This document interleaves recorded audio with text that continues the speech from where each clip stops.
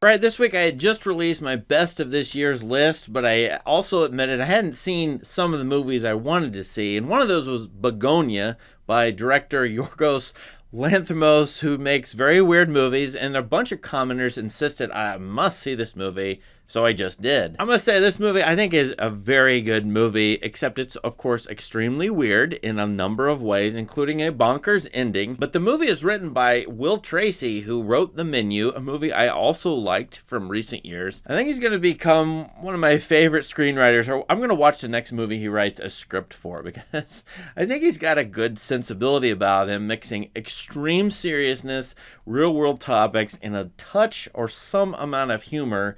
And in the hands of director Lanthimos and then the actors Emma Stone, Jesse Plemons, this is at least an interesting movie with surprises in it. Unlike a few Lanthimos movies, I think this one is more palatable to an audience, at least for a while in the movie, because it has that sort of foundation that's familiar, a kidnapping scenario where a CEO of a pharmaceutical company played by Stone is kidnapped by two bumbling American conspiratorial types played by Jesse Plemons and Aidan Delbus, who is very good in this movie. Never heard of this guy before. Great performance here. And she's kidnapped by them, and then you have a Misery set up, the Stephen King book and the movie from 1990. It's very similar to that, where you have an upper class person, a sort of well-off person, the CEO played by Stone, and then two sort of middle or maybe lower class people. It turns out the Plemons character works at her company packing up boxes, I think. I'm not sure what he does. It's a lower class or working class kind of job. And he has other associations with her that will have to be revealed in the movie. I will not spoil them. But you definitely have a class divide in this movie. You have environmental concerns because he's an apiarist. He keeps bees. And he's thinking that the pharmaceutical company is doing something to the bees. I won't say what. But there's a whole queen bee, worker bee metaphor in this movie, along with the class concerns. So in that sense, and also these guys have a conspiracy. They think that she is an alien queen from Andromeda who is going to kill off the human race, and they want her to back off or something like this. And so the movie is clearly drawing on real life. Conspiracies on the internet, people being fueled in their own sort of bubble world. The movie overtly talks about this when the kidnapping victim, played by Stone, tries to talk her way out of being in chains in the basement of a remote farmhouse.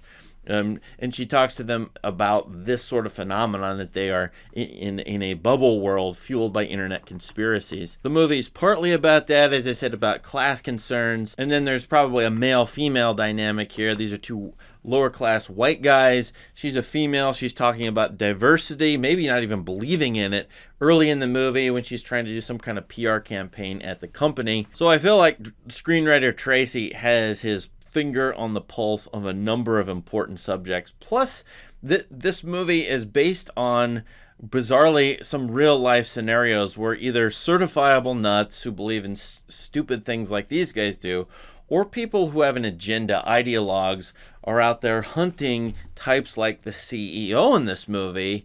Unfortunately, I'm not even going to name those because YouTube might flag me, but there have been several real-life incidents like this, unfortunately, recently.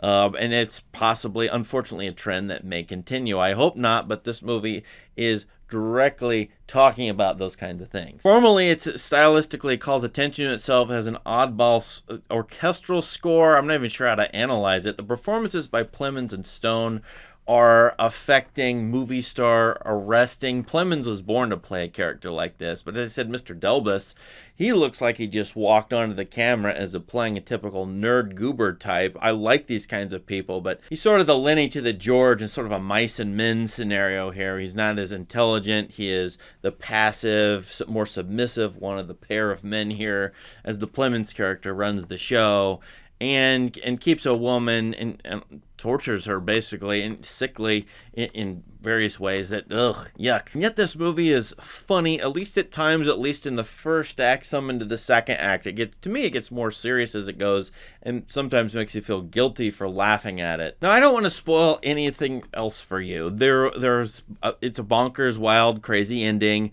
I thought in a way it's a limiting ending. I don't always like when movies do what this movie does at its ending. I think you've limited yourself and you're not as ambiguous and mysterious as you could be. However, to me, the ending is also maybe ragging on, trolling other conspiratorial types as well. I want to just mention this. Might be a mild spoiler, but not entirely, because I'm not going to say what happens at the end of the movie, although I'm obliquely saying it. This, to me, movie is the Close Encounters of the Third Kind of our times. Close Encounters, late 1970s. It's a sort of a happy Spielbergian vision about following your dreams and imagination, hoping to get raptured up by aliens, hoping aliens really exist, benevolent aliens who will help us, who will bring harmony, global harmony to us. It's a very, in some ways, it's an optimistic movie, if you want to watch it that way. This movie has a lot of parallels like that, but it has different sorts of parallels. I can't even say what they are. But I think it is about people who, I think it's about what a human is. Should we hate humanity? Who are humans really? Where are we now? What kinds of people are around now and we're encountering now, especially on the internet? This whole thing might be a commentary on internet engagement. And what it might do to people. So I feel like this movie has a lot to say. It's not directly about the internet, but it has a lot to say about it. And that's why I think the Close Encounters parallel. That was the 70s. Bugonia is the 2020s. Here we are. So all in all, I think I would put this movie in my top 10 of 2025. I think it would be there no matter how many movies I saw. If it's a science fiction movie, it is a pretty good science fiction movie. So overall, I'm very happy that I watched it, even though it's super weird and I feel strange about it. I don't recommend it to everybody, but I think it's worth pursuing for some of you, and especially those of you who know Lanthimos and his work. Try it out and see. Thanks for watching. Please subscribe to this channel, Letterboxd, Substack, channel membership, all that. Thank you very much. Have a great day.